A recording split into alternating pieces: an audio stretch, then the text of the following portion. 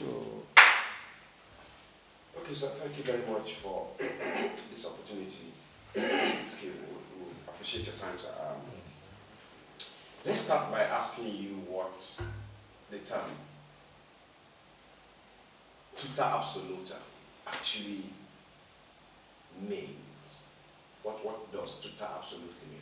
it is the Latin name for the insect, for the animal, is Tuta Absoluta, is an insect. That is, it destroys the crop absolutely. That's what it means. The species name is Tuta, but the other name, is just the effect on the crop. It develops absolutely, just like locusts. You can remember when we have locusts the other time, and the northeastern part of the country, it would just be eating corn like that, sharp, sharp, sharp, sharp, sharp, sharp, just moving on like that, without even saying that it's staying on one crop and finish it. And no, just be chopping it, destroying it like that. So that's for locusts. But in this case, one thing I don't really understand is that at what stage of the insect development that attacks the food? Is it the larva? Is it the pupa? Is it the egg? Is it the pupa of the larvae or the adult? We have to know. And this is the work of our entomologists.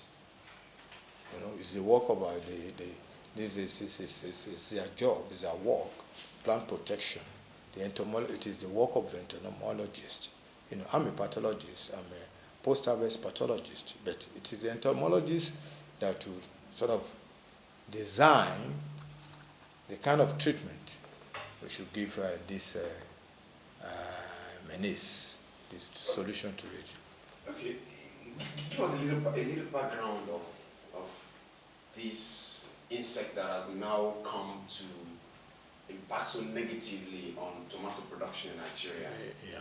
That everybody is now talking about how expensive it has become to get tomatoes for their daily consumption. As I've said, it's just new to me in this country. I've been out of the country for quite a while, but I know there are other insect pests of tomato in this country that are indigenous in this country, but this one migrated to Nigeria from Niger. So this is the reason why we have to understudy it. Go to Niger, where it really got into Nigeria, where it used to attack their crops there, especially tomato.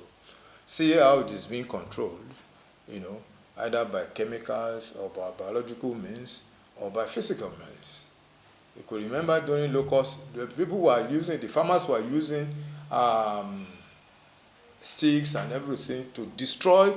They use physical means to attack the locust itself, besides the chemical method. Because sometimes some of these insects, they develop resistance to some chemicals, to some agrochemicals, pesticides. So it will be difficult to say that, okay, you use this one, you use all means, all methods to, control the menace, So as it is now, from your knowledge of this insect, insects, yeah, is it capable of affecting other crops yes, apart from tomatoes that have been so very, very affected yes, negatively this time around? Yes, it is possible. Once you have, in this country we practice mixed crop. You might have tomato being planted with cucumber, or plant it with pepper, and once it attacks tomato, it might affect other crops that is adjacent to it, that is being planted with it, especially those who are in the same family with tomato, the Solanaceae family. So it is the ingredients in the tomato, the nutrients in the tomato, the sucrose in the tomato that they really attack.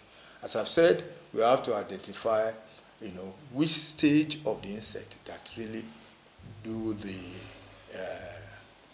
damage. So now talking about identifying it. Yes. This is where the authorities, must come in Yeah. and take charge. Yes, that's right. It took about 3 months. Yeah. Since the attack started before the government actually reacted to it. Yeah. What does this imply? You see, that is what we are saying. It is new to the country. It is new. It is new to the country, and that's the reason why the government is a little bit careful to make any pronouncement. They have to study it, how it happened, where it came from. So they have to do more in doing some research, some study on this insect, and probably send some people to Niger. I learned that they have gone to Kenya. That is really troubling them too in Kenya. How they got, rid of the whole thing. That's that's a sort of the immediate measure now. How do they get it? But we have to do research here in the Nigerian Institute of Horticultural Research in Idishin in Ibadan. So they have to do a lot of research. So the entomologists will come over there from the universities, from the institute, and those who have knowledge about horticulture. Are you getting my point? So they will study it for a long period, for a long-term measure to control the menace of the problem of this insect pest. But we need immediate solution now. I heard the director of horticulture from the Federal Ministry of Agriculture that they are going to use protocol of pesticide. What that means is that once they use one agrochemical this time around, the next time they are going to spray, they will use another one. But I sound a note of warning. Some of these agrochemicals might be systemic, and as a result, if it is taken up by the plant and the fruit is consumed by human beings, it might be carcinogenic. What that means is that it might cause cancer in humans. So we have to be very, very careful. And you have some of these chemicals that are selective. Selective in the sense that it goes direct to attack the insect, but will not affect the plant at all. So this becomes the more interesting. Yes. Apart from cooking using tomatoes for cooking. Yes. It's another crop that people eat fresh. Like to eat fresh. Yes. Now, yes. so how much of care do we need to take? That is the so that using the pesticide, and like the minister implied, yes, Nigeria does not have that kind of pesticide. Yeah. They may go out there and import the kind of pesticide that can absolutely deal with it. Absoluta. Yes. Yes. Now, how do we go? This is like a dilemma here. We need to deal with this situation. Yes. But yes. what about the effect? Yes. Which is most likely to be more, grievous. Yes. Than yes. I gathered from the news that the minister said they are going to contact Agronet in UK, which deals with this kind of, it's an entomology company that sells agrochemicals. As I said, they have to tell them the ones they want, the selected ones that will not have effect on the fruit, when they spray it on the plant. So it will be a selective agrochemical, and it will not be taken up by the plants, either by area spray or by incorporating it, making it into granules and incorporating it in the soil, if the insect reside in the soil. So you have to study the ecology of the insect itself too. For a long-term solution, you have to study the ecology of the, whether it is.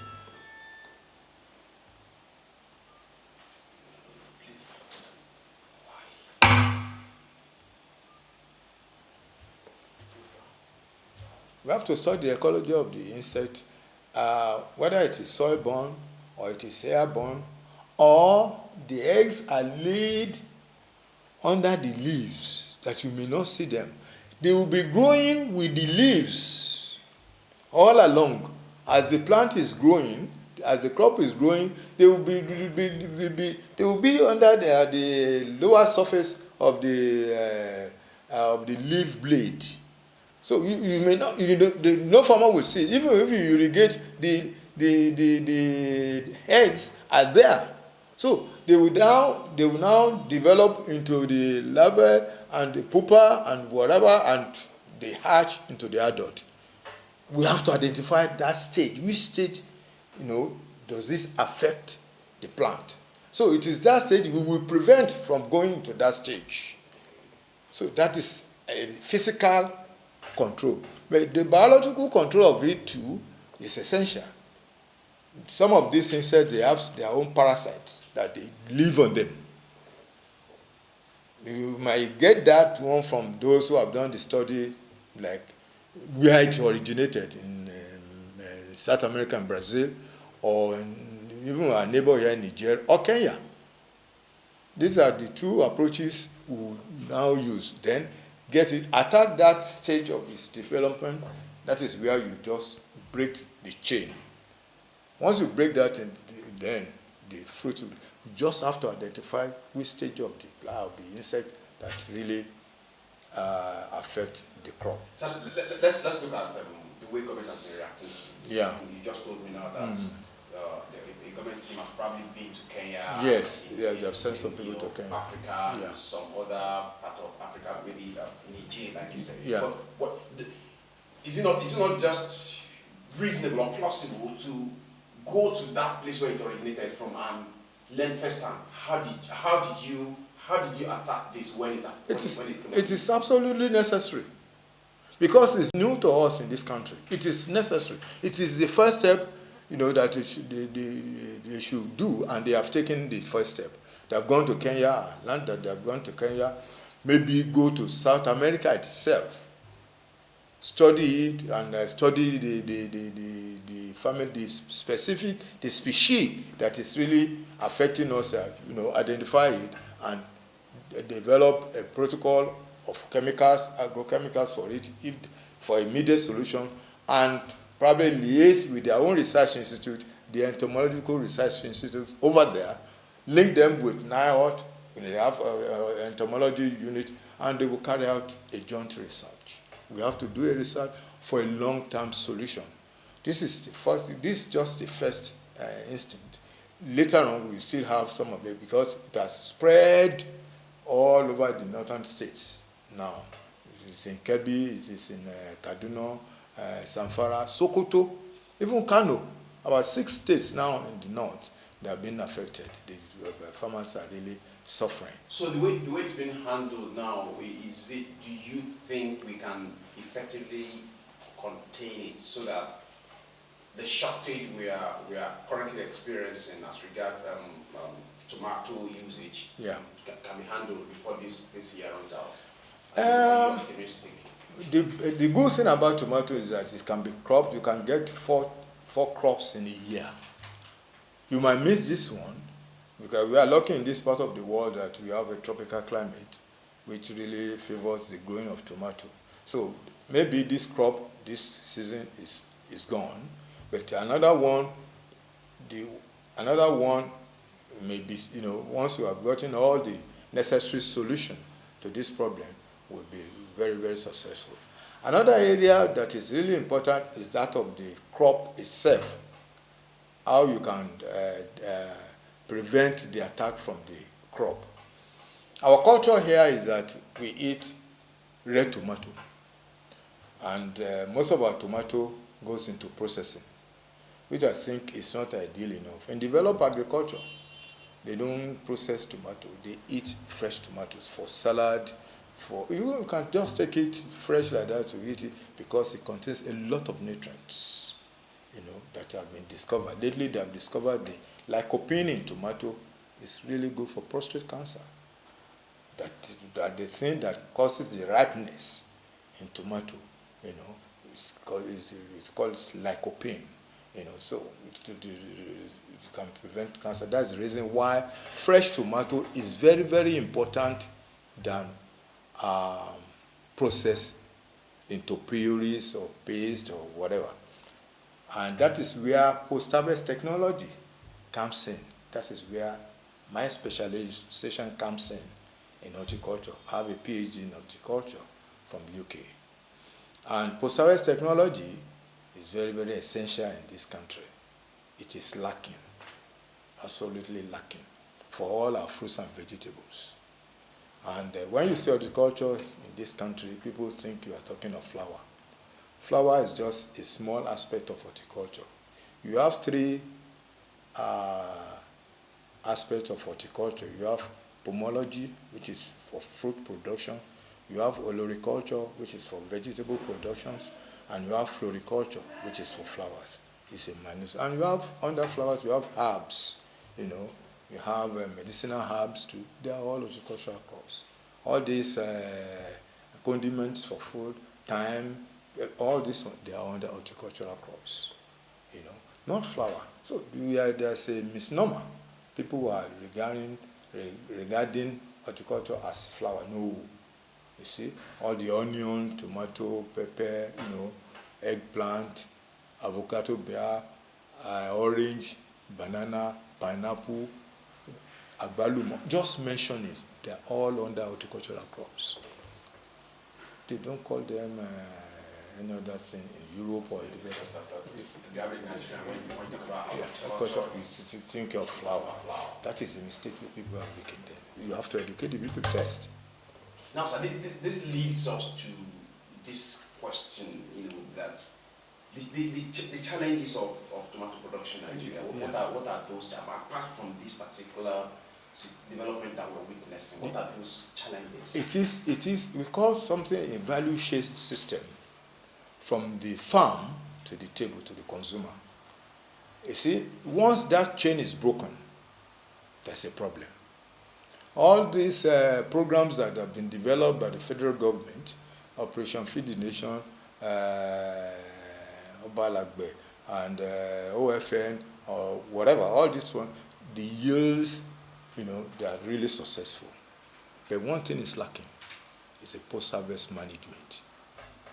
You have go to Mile 12 here, go to Ojota K2 there, you have a lot of rotten melon, pineapple, rotten oranges, because there's no post-harvest.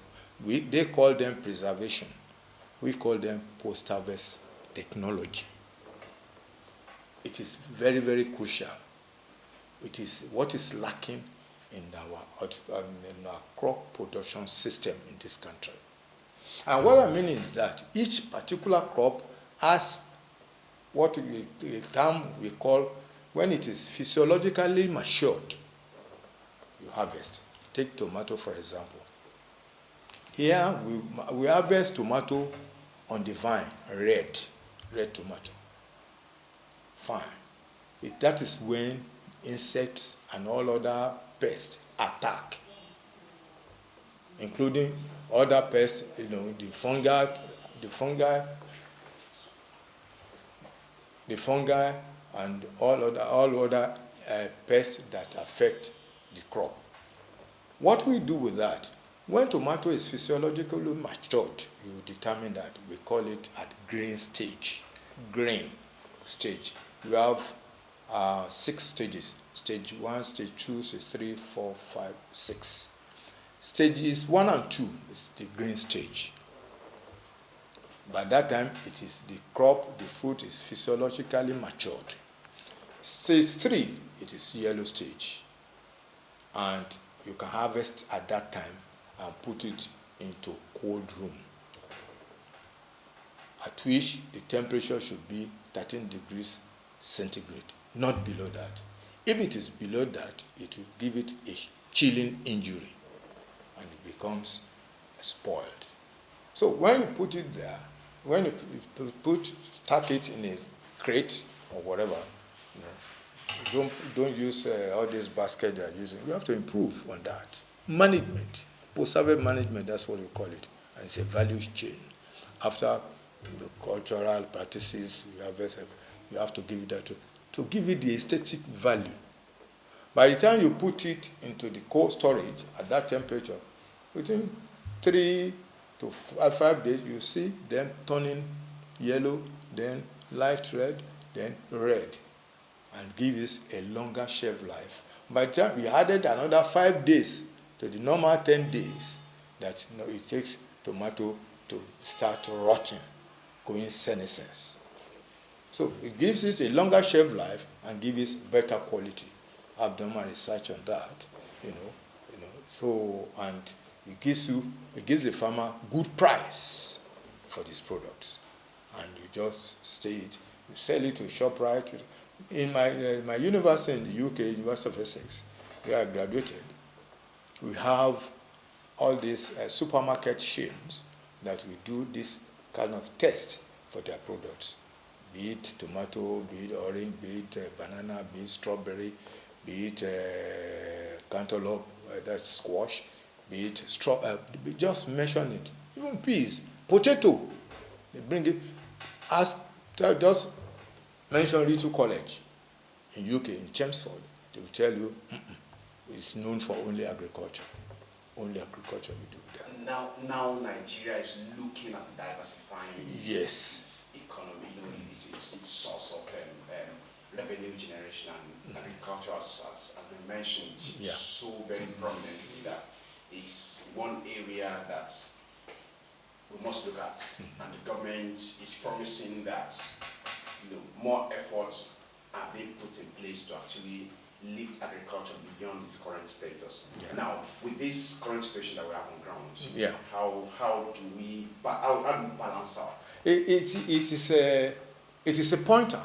What is happening now is a pointer that we are laying too much emphasis on crop production alone. I haven't forgotten that there are other things to be done after the yield, after harvest, that will make the fruit more preserved and more palatable and more nutritious by the time it gets to the consumer table. So it is an indication that we have to look other areas and do much more, to sort of get good quality. We are getting good yields, but most of it got into rotten. In my study, I realized that 30%, between 30 and 50% of the crops, agricultural crops produced in Nigeria, go into waste. 30%. It's a very huge number, costing us millions. In my study, I got it there. Between 30 and 50% go into waste. All these tomato fruits and all other fruits and vegetables, they all go into waste because there's no real preservation, no post-harvest management of it at all. Yes, we say that we don't have light.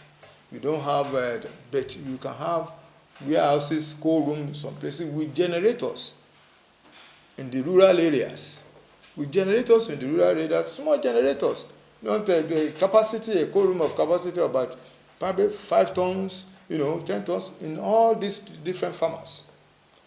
All these farm settlements. Put them there. Just teach them. I did a simple technology. I did a practical technology to eradicate fungus disease affecting tomato after harvest. We call it Alternaria alternata. It's a fungus disease. I just use hot water to eradicate because it's a surface-dwelling fungus on tomato. And it really worked. And we even carry out the test, the palatability test, the aroma, the flavor, the durability and everything. Statistically, it gave me good results. And my paper will be published in the International Society of Horticultural Science very soon. They have accepted my paper for publication. So this is the kind of thing, you do something practical that will be, accepted by, low-level farmers, peasant farmers. We have 2 hectares of farm being managed by, small farmers. We are not talking of large-scale farming. No. Some of these farmers growing tomato, they are just probably maximum of 3 hectares, 4 hectares, or 5 hectares that they can manage with their family. That's the people we are talking about, and they are spread all over the country.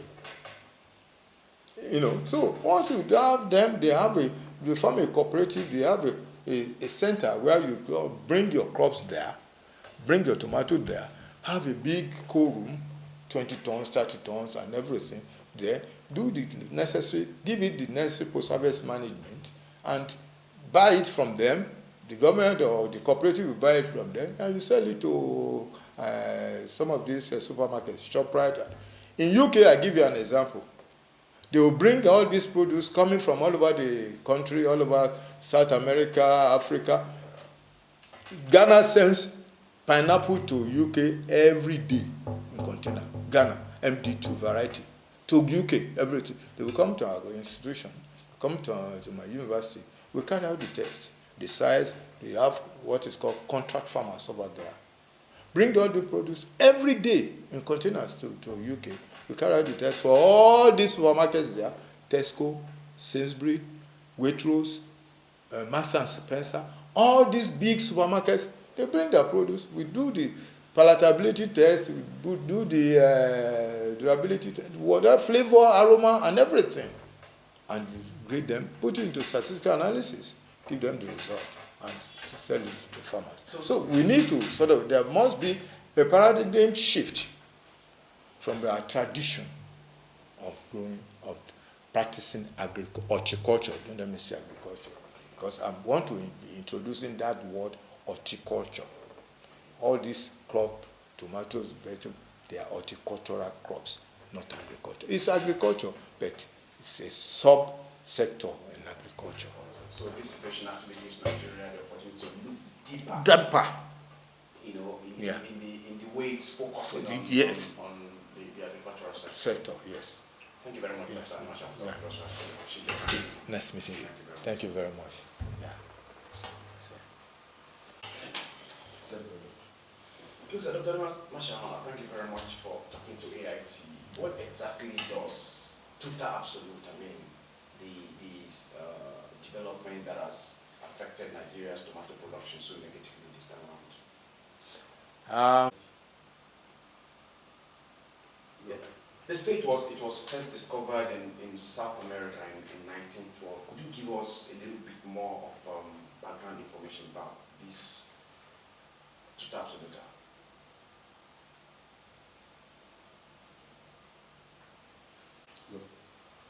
So does Tuta Absoluta affect other crops apart from tomato?